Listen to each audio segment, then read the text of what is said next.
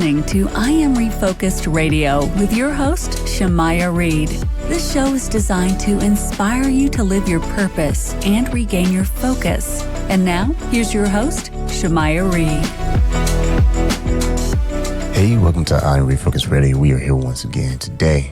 Man, we have another show and we have a special guest with us today. Like always, we have Anna Megrelishvili, and she's going to tell us everything about her life's journey. She has a website that you can go to. It is cpofatl.com. It's all about Christian professionals of Atlanta. Today's focus is going to be finding your purpose. She has an awesome story that she's going to share with us today. But first, we're going to get to know a little bit more about Anna. So first of all, thank you for your time. How are you doing? Hi, thank you so much for having me on the show. I'm very excited to share my journey today. Well, we appreciate you being on, sharing the story with us. So kind of tell the audience a little bit about yourself, being the founder of the Christian Professionals of Atlanta, and Absolutely. A little bit before that. Yeah, absolutely. I think stories matter, right? And gives context to listeners of where I came from and where I am now.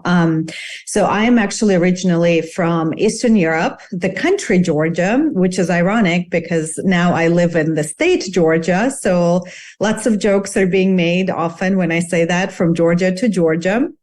I grew up in pretty, volatile environment, very poor background. And so I knew from very young age, I wanted a bigger life than where I was born was offering me. And I knew I was going to do anything possible to get to where I want to be. When I was growing up, for women, there were really two ways out of poverty. It's either marrying somebody up from a higher class or education. I did not want to go with the first route, so I knew that I had to really work really hard to get education, to get out of poverty that I was growing up. So I got accepted into Berea College in Berea, Kentucky in 2008. It was the only college I applied to, and it was very unique because every student who goes to that college goes there for free. Their tuition is completely covered. And obviously, because of my financial background, that was my only option to come to the U.S. to get a better education. And I applied and I got in. And so I was supposed to come to the U.S. in August of 2008. And some of the listeners might know, back in 2008, Georgia was actually invaded by Russia. And there was a 5-day war where my hometown, Gori, was completely destroyed by bombs. And my flight was on day 3 of that 5-day war. I was out of the country by the only flight. All flights were canceled, except Georgian Airways was mandated by the president to continue operating. And so I was on that flight.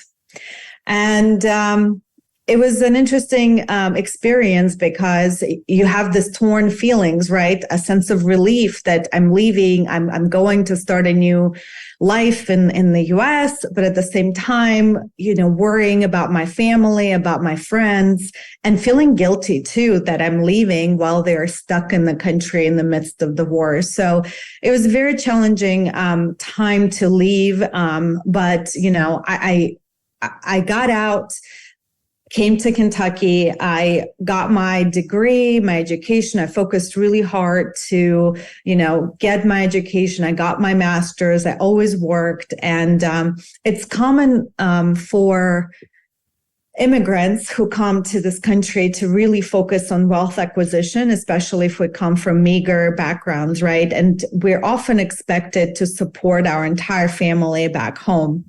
And so that was the case for me too. I was supporting my family. I was working. I was climbing that corporate ladder. I was very successful in sales career. So I had about 10 years of different sales jobs where I eventually grew in my career to where I managed large sales departments, right? And if you're successful in sales, you can make a lot of money. So by the time,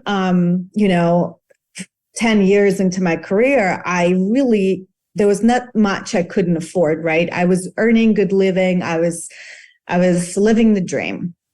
And so I had this big dream that I wanted to buy this condo in the middle of the city, overlooking the city, right? And I achieved that in 2020. And about a month after I moved into my place, I was sitting on the couch and I was like, that did not bring me the fulfillment that I really was looking for. So, okay, what's going on? I thought I would be happy achieving this big milestone in my life, and it's really not bringing me the fulfillment. And so that kind of started the journey of me figuring out, like, I'm not really happy with this life. Something is really not clicking, right? Yes, I was successful. Yes, I was supporting my family, but I really felt like my job was not contributing to this world, right? I wanted something where I could find meaning and find purpose. And so it took a while, right? So it was almost a year and a half later when I finally got to the tipping point of deciding I really cannot continue this way anymore. I need to find my purpose. And so fast forward to February of 2022, I give my 2-week notice and I decide I'm going to take a year of sabbatical to really focus on finding my purpose, finding my meaning, and finding my happiness, right? And so I jokingly call it my own version of Eat, Pray, Love journey that I went through. So I traveled to about 12 countries through that year because I just wanted to even find out, do I really want to live in the US, right? I was completely open to moving anywhere in the world where the journey would take me. I was willing to move. So I kind of wanted to explore different countries and see if I want to move there. So that was part of it. Second part was I wanted to really heal a lot of parts that came from my childhood, right? So I left Georgia and I almost never looked back. I didn't really enjoy going back. Yes, I wanted to see the family, but I felt very disconnected about where I'm from and my culture. And I realized that I really can't find my own happiness and fulfillment until I heal where I come from, right? You can't really love yourself until you love every part of yourself, including that trauma, including where you come from. So I focused a lot on kind of looking and learning about my culture, about my country, as if it's for the first time. And it really, really opened my mind to the beauty of where I came from. And now the beauty of I have grown and now I have this beautiful life in the United States. And then I went through different kind of challenging steps throughout the journey where I went on 4 different silent retreats at different monasteries. And if you've never done this, it's an interesting experience because not only you're completely quiet for 5 days at a time, you don't have access to any cell phone. It's really you're left by yourself, right? And for the first 2 days, it's almost like you're going through this detox. I felt very tired and restless at the same time. And then something really starts happening on the 3rd day of that stay where you start growing and going into inwards and learning about yourself. And so on the first silent retreat, I didn't have cell phone, but I did have a laptop with no internet connection. And I wrote my book in 2 days while I was at that silent retreat. So my book is now published and it's called Finding Courage to Change. And the reason why I wrote this book is I wanted to really talk about the importance of breaking generational trauma violence. It doesn't happen often. Most of the time, people continue with that cycle. And I was the cycle breaker, right? I came to this country. I wanted to start a new life. So I wanted to really use the past trauma for the good so that it does have a purpose. So the first part of the finding purpose is that I decided anything that's happened to me that was bad from my past is going to be used for the good for present and the future. So that became part of the purpose that was found through that year. Second time I went on this silent retreat, I had an amazing epiphany and kind of like a vision that was given to me during prayer where the idea of Christian Professionals of Atlanta was born. At the beginning, it was very overwhelming. Like I just remember I just kind of broke down and sobbed and I said, this is so big. I don't know how to start. I'm nobody. How can I really do it? Was very overwhelmed by the idea, right? I really felt I'm just a saleswoman, right? Like, how can I start something so much bigger than myself? But then,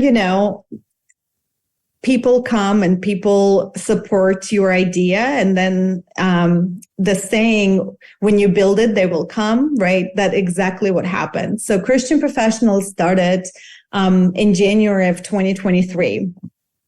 And the idea was that, let's bring a community of everybody. You can be a Christian, you don't have to be a Christian, but really base the organization on the beautiful Christian values such as servant heart and supporting the community, loving, accepting, helping. And so we really focused on philanthropy. So every time we host a meeting and we have monthly meetings, we bring a different nonprofit that shares the mission with our, attendees, with our members. We really support them. And now we also have nonprofit members for whom we host fundraisers. So we just had our first big fundraiser for 2 nonprofit members where, we really talked about their mission. We raised a lot of money for them. So now the idea is that we are known in the community as an organization that truly focuses on bringing impact and supporting local nonprofits. And so, suddenly I come from not really knowing what my purpose is and being unhappy with my job to fast forward today where I am working on something so much bigger than myself. There's nothing else I would rather do than what I'm doing now. I'm sharing the mission of this organization with people. And the big vision and that I have is that, 5 years down the road, I have this big map of the United States hanging in my office, with pins and major cities throughout the U.S. where we now have chapters throughout the U.S. So it's no longer just Christian Professionals of Atlanta. Now it's Christian Professionals of America, right? Because there's such a need for strong community bonds between the members, between people, and also supporting nonprofits that are in that community. So yeah, this is kind of a snapshot of a journey of where I came from and where I'm now. We're talking to our guest, Anna Megrelishvili. And when you look at the opportunities that you have to bring people together, I mean, these are businesses, professionals. Right. I mean, that's very unique because you think about business of commerce and how that operates. This is slightly similar, but is more focused on community and Christian values. What has been some of the response to people who have been members with your organization? What have they shared with you, their feedback? Yeah, so it's interesting. Some of the feedback that I've received was that some women have come to me and said that they felt safe for the first time attending a networking event, which was really reassuring because we are really trying to build a community that is supportive of each other. So we have a very specific rule where we only allow non-members to come 3 times, and then they either have to make a commitment to become a member or they can no longer come. And the reason behind this rule is that we want eliminate people who are going to become users, right? Because we are curating a very elite group of business professionals of the city, right? They're business. Half of my members are business owners, right? They're like high earners. They are powerful people. And now we jointly come together, and now we can make this much bigger impact on our community. So I think that rule eliminates a lot of that uncertainty and unfamiliarity with attendees. So that creates safe environment. Another feedback that I've received is that I think people crave community beyond just their churches, right? Beyond just sharing their faith on Sundays. And basically the professionals group often gets overlooked in churches. So there's really not much programming for young professionals or even, mid-level professionals. And so, but they still crave that sense of belonging, community that our organization provides to them. And then third, I think people really appreciate an opportunity to have that ability to share their faith outside of the church, right? So there's a taboo about talking about your faith in corporate world. Well, suddenly there's this new organization that normalizes having business conversations, having these partnerships that grow and develop through our networking events. But at the same time, it's completely normal for you to talk about what church you go to, or, what have you been struggling with in your faith? And then thirdly, I think some people who are curious about what's so different about, Christianity. We do have people who are not believers who come, but they see there's a difference in just the attitude between each other and how we treat them and how we welcome them. And then that also answers some of their questions that might be seeking. So it's kind of a general feedback that I receive. When it comes to your events for networking with professionals, what are the criteria, requirements for people who are new and they want to visit? Like you said, they have up to 3 times and then they need to become a member. Is there any requirements one has to go through before they can just show up to an event? So not as a guest. As a guest, I guess the only thing is that you have to have graduated college, and it needs to be before you retire. So you need to be in a professional field and in any area. So there's really not anything else beyond that. Now, when we do have somebody wanting to join as a member, we do run, some background check, like on LinkedIn, their social media, just to make sure that they're a good fit. So far, it's really been growing very organically through word of mouth. So it's very rare for us to get somebody off the street. It's typically somebody who already is a member or has been, brings another friend. So it's automatically it's growing by vetting through the community itself. So I think that also contributes to that factor of safety, because nobody is really, unknown who comes to that organization. It's really people who either know us through somebody else, or I know them personally, and then they decide to join. You mentioned earlier that they don't have to necessarily be a Christian to join. So what if someone's listening to this and like, well, I don't have a college degree, but I did start my business? Is there a way you look at that as well? They don't have to have a college degree. What I'm saying is that they need to be in the professional field. So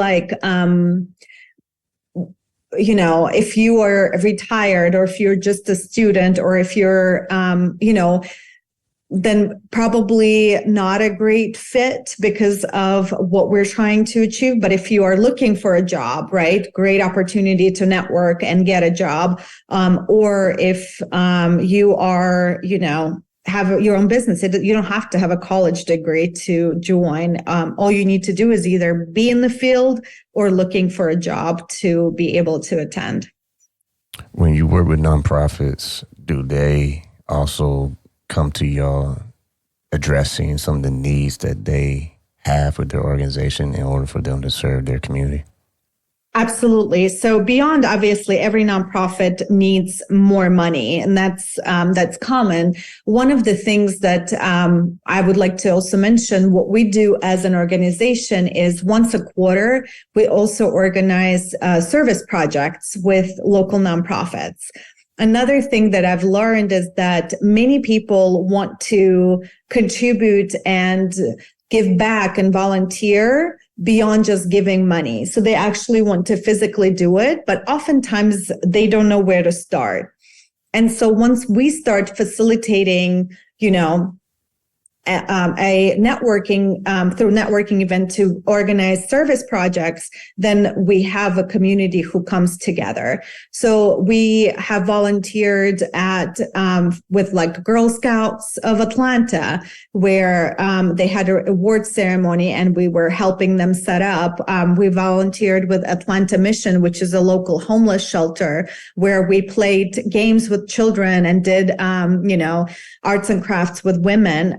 We're about to do another service project with a local nonprofit that gathers children in need and gives them Christmas gifts. So now, beyond just monetary support, beyond just them talking and spreading the mission, we're also known as this community that doesn't just meet once a month, but also goes into the community to support, to help, to build, and really growing in that stronger tie with local nonprofits. With your effort that you are pushing out there for helping people not just heal, but to serve and to play a role inside the community. I mean, from your background, it's safe to say you're doing a lot more than people who are right here in the United States. How important is it for you to show people what is possible with not just your vision, but with your mission? Mm-hmm. Absolutely. And I think I use my story as that beacon of hope for many people, because especially as they, read my book and they learn the kind of environment where I was abused, I was hunger. And the fact from where I come from to where I'm now, sometimes, I have a hard time believing that, I'm here today. But anything is possible if you really are trying to do good. And here's an interesting thing is, because people feel how genuinely I care about doing good, helping, bringing the community, it lights them up. So there's, it's a beautiful thing seeing suddenly this new partnerships happening between businesses and nonprofits, and just how people starting to collaborate, and that growth will be multiplied, right? The bigger we're less than a year old organization. And this is already the kind of impact we're able to provide. I can only imagine what can we do in 5-10 years, right? And so that's why I have that big vision to grow really nationwide, because there is such a need in every major city. We can really make an impact on our whole country if we come together.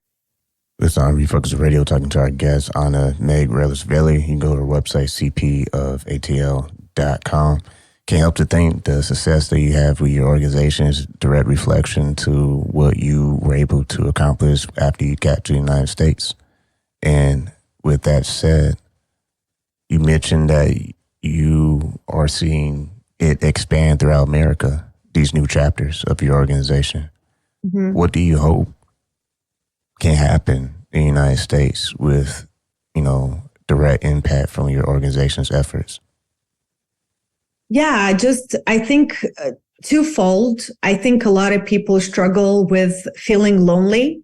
I hope that my organization will help people to find that sense of belonging, community, friendships that they're lacking. A lot of people are lacking that. So my hope is for that to happen. And then for us to also provide significant financial and, resource support to all the small and mid-sized nonprofits in the communities where we establish chapters. So I'm hopeful to find strong partners in other states who will take the torch and will continue the growth with me. This is on Refocus Radio, talking to our guest, Anna Megrelishvili, and you can go to her website. It's cpofATL.com. What's a call to action that you would like our listeners to take after they, check out your website and everything you're doing? Yeah, so I'm looking for, like I said, partners in different states outside of Georgia to start expanding starting next year. So if you're someone who thinks that you want to partner and start a chapter in your city, I would love for you to send me an inquiry through the website. Once again, I want to say thanks to you, Anna, for your time. Thank you so much.